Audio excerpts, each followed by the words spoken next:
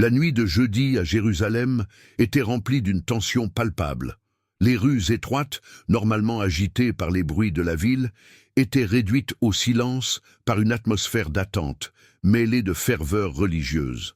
Des pèlerins de tous les coins étaient arrivés pour célébrer la Pâque, l'une des fêtes les plus saintes pour le peuple juif. Mais quelque chose était différent cette nuit-là, quelque chose que les gens ne comprenaient toujours pas complètement. Ce n'était pas seulement une fête religieuse, c'était le signe avant-coureur de l'un des plus grands événements que le monde ait jamais connu. Maintenant, imaginez un instant, ce serait d'être là, dans les rues de Jérusalem cette nuit-là. Vous, l'un des milliers de pèlerins, ressentez la vibration du moment historique, sans savoir que vous êtes sur le point de vivre le témoignage d'un sacrifice qui allait changer à jamais l'histoire de l'humanité. Un homme, connu pour ses paroles de compassion et ses guérisons miraculeuses, était sur le point d'être trahi par l'un de ses propres disciples. Que feriez-vous si vous étiez à la place des disciples, que vous partagiez un dernier repas avec quelqu'un que vous croyez être le Messie, et que vous découvriez soudainement qu'il va être livré à la mort? Ces questions, ces doutes, ont envahi l'air lorsque Jésus, avec ses disciples, s'est retiré dans le jardin de Gethsémani. Un endroit qui semblait calme, mais qui allait bientôt être le théâtre d'une trahison perfide. Jésus savait ce qui allait se passer. Il savait que le moment de la rédemption arrivait, mais les autres, encore plongés dans les promesses messianiques, ne comprenaient pas la vraie nature de sa mission. Ils s'attendaient à un chef qui restaurerait la gloire d'Israël. Mais il est venu pour quelque chose de beaucoup plus grand. Avant de continuer, si cette histoire vous a touché le cœur, n'oubliez pas de laisser votre like et de partager un mot de foi dans les commentaires. Si vous n'êtes pas encore abonné à la chaîne, profitez-en dès maintenant pour vous abonner et ne manquez aucun détail de cet incroyable voyage. Il s'est déroulé dans le silence de la nuit, loin des foules en liesse, alors que la ville palpitait d'une énergie religieuse unique. Les disciples étaient avec lui, mais une sensation étrange les enveloppait. Pendant qu'ils priaient, Jésus a demandé à Dieu d'enlever la coupe de la souffrance. Mais il a aussi dit « Que ta volonté soit faite ». Ces paroles reflètent l'humilité et l'abandon total d'un être divin, prêt à accomplir un but qui défiait toutes les attentes humaines. Puis, dans ce moment d'angoisse et de prière, un bruit aigu rompit le silence. Le bruit des sandales de Judas, le disciple acheté pour 30 pièces d'argent, s'approchant avec les soldats romains et les gardes du temple. Il s'approcha de Jésus et l'embrassa. Ce geste de trahison, un baiser, signe d'amour, allait devenir la marque de la plus grande trahison de l'histoire. Qu'est-ce qui a poussé Judas à prendre cette décision? Était-ce la cupidité, frustration, ou quelque chose de plus profond et de plus sombre en lui? Les réponses sont aussi complexes que le mystère de la rédemption lui-même qui était sur le point de se dérouler. Au moment où Jésus a été arrêté, l'incrédulité s'est emparée des disciples. Comment quelqu'un qui avait guéri les malades, ressuscité les morts et prêché un royaume d'amour et de pardon a-t-il pu être capturé et mis à mort? Ils ne comprenaient pas la profondeur de ce plan divin. Et pourtant, l'histoire était sur le point de changer à jamais. La trahison, l'épreuve et le sacrifice de Jésus dans les jours à venir ont inauguré une révolution spirituelle qui s'étendrait sur les siècles, mettant chacun d'entre nous au défi de réfléchir sur le vrai sens de l'amour, du pardon et de la rédemption. Mais alors, qu'arriverait-il aux disciples? Qu'arriverait-il à Jésus lui-même? C'est le début d'un voyage qui, à ce jour, continue d'interroger l'humanité sur son but, sa foi et son chemin vers le salut. Le lendemain matin du dîner dans le jardin de Gethsémani a marqué le début de l'un des épisodes les plus dramatiques de l'histoire de l'humanité. L'arrestation de Jésus, après avoir été trahi par Judas, l'a conduit directement au Sanhédrin, le conseil des chefs religieux juifs. Ils ont accusé Jésus de blasphème, un crime grave selon la loi juive, pour avoir prétendu être le Fils de Dieu, ce qui défiait directement l'autorité religieuse de l'époque. Mais néanmoins, il y avait quelque chose d'encore plus complexe en jeu, le conflit entre le pouvoir humain et le dessein divin. Alors que la situation de Jésus devenait de plus en plus désespérée, les chefs religieux, incapables d'appliquer la peine de mort par eux-mêmes, décidèrent de porter l'affaire devant le gouverneur romain, Ponce Pilate. L'autorité romaine était absolue sur Jérusalem, et eux seuls étaient autorisés à exécuter une sentence de mort. Mais contrairement à ce que les chefs religieux attendaient, Pilate ne voyait pas de menace politique en Jésus. Il ne comprenait pas comment un homme aussi calme, avec des paroles aussi pacifiques, pouvait représenter un danger. Pilate vit alors en Jésus un prisonnier innocent, mais en même temps il était entouré par la pression de la foule qui se formait autour du parvis. La période de la Pâque a entraîné une grande concentration de personnes à Jérusalem, et dans le cadre d'une tradition annuelle, Pilate a offert au peuple la possibilité de libérer un prisonnier comme une forme de miséricorde, ce qui était fait au nom de la célébration de la liberté que représentait la Pâque. C'est à ce moment-là qu'a émergé l'une des scènes les plus marquantes et les plus paradoxales de l'histoire. Pilate a fait un choix devant la foule. Il leur offrit l'opportunité de libérer Jésus ou Barabbas, un criminel condamné pour insurrection et meurtre. C'était un choix simple, mais plein de significations profondes. Qui le peuple choisirait-il?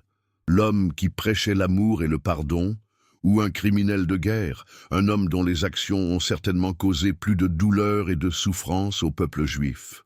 La réaction de la foule a été inattendue et profondément tragique. Ému par la manipulation des chefs religieux qui excitaient le peuple contre Jésus, la foule réclama à grands cris Barabbas. « Libérez Barabbas !» criait-il. Et dans un geste symbolique qui résonnerait pendant des générations, Pilate s'est lavé les mains, se déclarant innocent du sang de Jésus. Le choix a été fait, et avec lui, la sentence de mort de Jésus a été scellée. Mais que représente ce choix? Pourquoi la foule a-t-elle préféré Barabbas, un criminel violent, à l'homme qui enseignait le pardon et l'amour? Ce moment, qui peut sembler simplement un choix politique ou une décision populaire, est en fait une illustration puissante de la nature humaine. La préférence de Barabbas sur Jésus n'est pas seulement un choix entre deux hommes, mais plutôt une réflexion sur les conflits intérieurs entre le bien et le mal, entre l'égoïsme et l'altruisme. Barabbas représentait le pouvoir mondain, la voie de la force et de la violence, quelque chose qui est souvent plus facilement accepté et désiré par ceux qui vivent sous l'oppression et la peur. Jésus, quant à lui, représentait le royaume de Dieu, un royaume basé sur la paix, le pardon et la justice. Le choix de Barabbas par le peuple reflète la dureté d'un cœur humain qui préfère souvent l'immédiateté de la victoire politique et sociale, plutôt que d'embrasser la complexité et le sacrifice de la véritable rédemption. Ce que cette scène nous enseigne, c'est que même face à des options qui semblent claires et justes, la nature humaine choisit souvent le chemin le plus facile, celui qui apporte le moins de souffrance immédiate, sans comprendre les implications plus profondes des choix faits. L'histoire de Barabbas et de Jésus est donc plus qu'un simple récit historique. C'est le reflet des choix auxquels nous sommes tous confrontés, constamment, entre le bien et le mal, entre la paix et le conflit. La crucifixion de Jésus est sans aucun doute l'événement central de tout le récit chrétien, portant en elle une symbologie profonde et une signification théologique qui résonne à travers les siècles. Le concept fondamental derrière cet acte est le sacrifice. Jésus n'était pas exécuté comme un criminel de droit commun. Sa mort représentait l'accomplissement d'une mission divine qui avait été planifiée depuis l'Antiquité. Pour comprendre la profondeur de ce sacrifice, nous devons réfléchir à ce que la crucifixion représentait pour ceux qui en ont été témoins à l'époque et à ce qu'elle signifie pour nous aujourd'hui. La crucifixion n'était pas seulement une forme brutale d'exécution. Il s'agissait d'une torture publique, destinée à humilier et à déshumaniser la victime. La victime était souvent exposée à la dérision et au mépris de la population. Elle a été pendue à une croix de bois, les bras étendus et les pieds percés de gros clous, ce qui a causé une mort lente et extrêmement douloureuse. Mais la crucifixion de Jésus était plus qu'une simple exécution. C'était le point culminant de sa vie et de ses enseignements, un acte d'amour qui transcendait toute compréhension humaine du sacrifice. Jésus, en étant cloué sur la croix, n'était pas seulement en train de mourir physiquement. Il portait le poids des péchés de l'humanité, comme symbolisé par sa souffrance. Dans la tradition chrétienne, Jésus est considéré comme l'agneau de Dieu, celui qui a été envoyé pour expier les péchés du monde. Sa mort n'était pas un accident ou une issue tragique de sa mission, c'était un acte volontaire, un choix de se rendre pour l'amour de l'humanité. Alors que Jésus était suspendu sur la croix, il a dû faire face à une douleur physique insupportable, mais la souffrance qui l'a le plus marqué n'était pas seulement celle de la crucifixion. Le moment le plus profond de la douleur de Jésus a été le moment où il s'est écrié « Mon Dieu, pourquoi m'as-tu abandonné ?» Matthieu 27, 46. Ce n'était pas seulement l'expression de la souffrance physique, mais aussi une expérience de séparation spirituelle d'avec Dieu. Quelque chose que, selon la croyance chrétienne, Jésus, étant divin, n'avait jamais expérimenté. À cette époque, il faisait l'expérience de ce que de nombreux théologiens appellent l'abandon divin, l'éloignement de Dieu en raison du poids du péché du monde qu'il portait. Ce concept de substitution pénale est au cœur de la théologie chrétienne. L'idée est que Jésus, étant sans péché, a pris sur lui les péchés de l'humanité, offrant sa vie comme un paiement, un substitut au châtiment que tout le monde méritait. Il est mort pour que d'autres puissent vivre, un échange qui défie complètement la logique humaine, mais qui reflète l'amour infini de Dieu pour la création. De plus, la crucifixion de Jésus est aussi un acte de pardon. Même s'il a été insulté et moqué, sa réponse a été une réponse de compassion. Il a demandé à Dieu de pardonner à ceux qui le crucifiaient en disant « Père, pardonne-leur, car ils ne savent pas ce qu'ils font. » Luc 23, 34. Cette prière de pardon reflète le cœur de Jésus qui désirait la réconciliation entre l'homme et Dieu, même dans les moments les plus sombres de sa vie. Ce pardon, accordé à ses bourreaux, est une invitation pour nous tous, un appel à la réconciliation et au repentir. La crucifixion révèle également l'ironie divine. Alors qu'on se moquait de Jésus en tant que roi des Juifs, il était en fait le roi, mais d'un royaume qui n'était pas de ce monde. Sa couronne n'était pas faite d'or, mais d'épines. Son trône n'était pas celui d'un palais, mais celui d'une croix. Cela souligne le contraste entre ce que les gens attendaient d'un Messie et ce qu'était réellement la mission de Jésus. Il n'est pas venu pour établir un royaume politique, mais un royaume spirituel, un royaume d'amour, de pardon et de justice éternelle.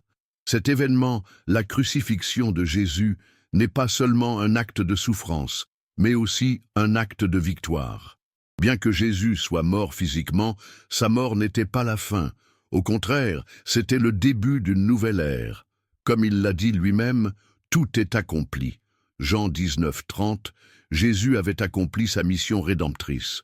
Sa mort sur la croix n'a pas été la fin de l'histoire, mais le début d'une nouvelle possibilité pour toute l'humanité, le salut, la réconciliation avec Dieu et la vie éternelle.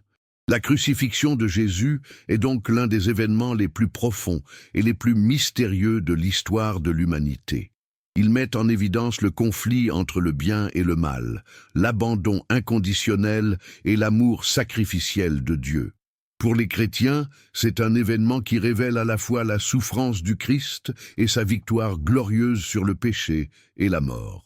Et pour nous, cela continue d'être une invitation à réfléchir sur le sens du sacrifice et sur l'importance de suivre l'exemple de Jésus dans nos propres vies.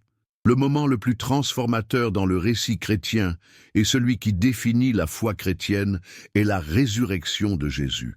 Lorsque Jésus est mort sur la croix, un manteau de chagrin et de désolation a recouvert le cœur de ses disciples. Ils étaient plongés dans le chagrin, complètement submergés par la douleur de la perte.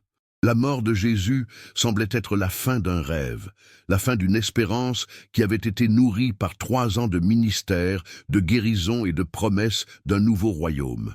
Mais, comme nous le verrons, la mort ne serait pas la fin de l'histoire. En fait, ce n'était que le début de quelque chose d'extraordinaire, un tournant qui allait transformer le destin de l'humanité. Si vous vous connectez avec ce message et que vous voulez continuer à suivre des histoires comme celle-ci, n'oubliez pas de vous abonner à la chaîne. Chaque application nous aide à partager plus d'histoires de foi et d'espoir avec vous. Le tombeau vide était le premier signe que quelque chose de monumental s'était produit. Le jour du sabbat, les femmes qui suivaient Jésus, y compris Marie-Madeleine, se rendaient au tombeau avec des aromates et des baumes, dans le but d'oindre le corps de Jésus selon la coutume juive. Cependant, lorsqu'ils sont arrivés au tombeau, une surprise les attendait. La grande pierre qui avait été placée à l'entrée du tombeau avait été enlevée. Le corps de Jésus n'était plus là. Ce qu'ils ont d'abord pensé être un acte de vol du corps de Jésus s'est rapidement avéré être quelque chose de beaucoup plus grand. Ils trouvèrent, au lieu d'un cadavre, 2 anges vêtus de blanc qui leur dirent « Pourquoi cherchez-vous le vivant parmi les morts? Il n'est pas ici, il est ressuscité. » Luc 24, 5, 6. La résurrection de Jésus a été la révolution spirituelle qui a donné à ses disciples la raison de continuer le chemin de la foi, maintenant avec la certitude que la mort n'avait pas le dernier mot. Jésus avait vaincu la mort, et avec cela, il avait également vaincu la puissance du péché. Le nouveau sens de la mort et de la vie. La résurrection de Jésus a apporté une nouvelle perspective sur la vie et la mort. Pour les chrétiens, la mort de Jésus sur la croix n'était pas seulement un acte de souffrance physique, mais aussi de rédemption spirituelle. Sa résurrection n'était pas simplement un retour à la vie terrestre, mais un signe qu'il avait surmonté quelque chose de plus profond et de plus éternel, la puissance du péché et de la mort. Il a été le premier à faire l'expérience de la résurrection à la vie éternelle, et cette victoire s'étend à tous ceux qui croient en lui. La résurrection de Jésus est la base de l'espérance chrétienne. Non seulement cela valide tout ce que Jésus a dit pendant sa vie, mais cela offre également un aperçu de la promesse de la vie éternelle pour ceux qui le suivent. La mort n'est plus la fin, mais une porte vers quelque chose de plus grand. La résurrection de Jésus représente la rupture avec la fatalité de la mort et le début d'une nouvelle réalité, une réalité où la vie éternelle est accessible à tous ceux qui croient. Après sa résurrection, Jésus est apparu à plusieurs de ses disciples et disciples, confirmant la réalité de sa victoire. L'une des premières rencontres après la résurrection a eu lieu avec Marie de Magdala, à qui Jésus est apparu dans le jardin près du tombeau. Elle l'a reconnu quand il l'a appelé par son nom, et tout de suite, Marie a compris que le Seigneur était vivant. Une autre fois, 2 disciples se rendaient à Emmaüs, découragés et confus par les événements de la crucifixion. Quand Jésus s'est approché d'eux, ils ne l'ont pas reconnu immédiatement. Il commença à expliquer les Écritures, leur révélant comment toutes les prophéties indiquaient sa mort et sa résurrection. Lorsqu'ils sont arrivés à destination, et que Jésus a rompu le pain, leurs yeux se sont ouverts, et ils ont alors reconnu que le Seigneur était devant eux. Ce moment a été crucial, car il a non seulement confirmé la vérité de la résurrection, mais a également rappelé aux disciples que même dans les moments de doute, Jésus était là pour eux, les enseignant et les guidant. Finalement, lorsque Jésus est apparu à ses disciples au Cénacle, il a apporté non seulement du réconfort, mais aussi la confirmation de sa mission. Il leur a montré ses mains et ses pieds, les signes de sa crucifixion, pour prouver qu'il était vraiment lui, et non un esprit. Cette manifestation tangible de sa résurrection était un moyen puissant d'affirmer que la victoire sur la mort était réelle et définitive. La résurrection de Jésus n'a pas seulement transformé les disciples, mais a également eu un impact profond sur le monde dans lequel ils vivaient. Avant la résurrection, ils étaient remplis de peur et de confusion, mais après avoir vu Jésus vivant, leur foi s'est renouvelée. Ils sont passés du statut de fugitifs, craignant leur propre ombre, à celui de messagers courageux de l'Évangile, prêts à affronter la persécution au nom du Christ. La transformation a été radicale, et ce changement a été crucial pour la propagation du christianisme au cours des siècles suivants.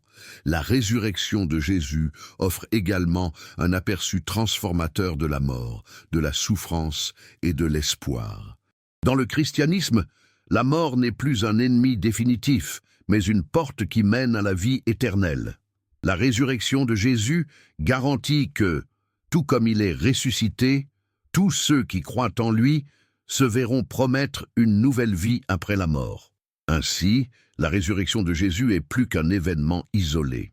C'est le fondement d'une nouvelle réalité pour l'humanité, où la mort n'est plus le dernier mot, mais seulement le début d'une vie nouvelle et éternelle.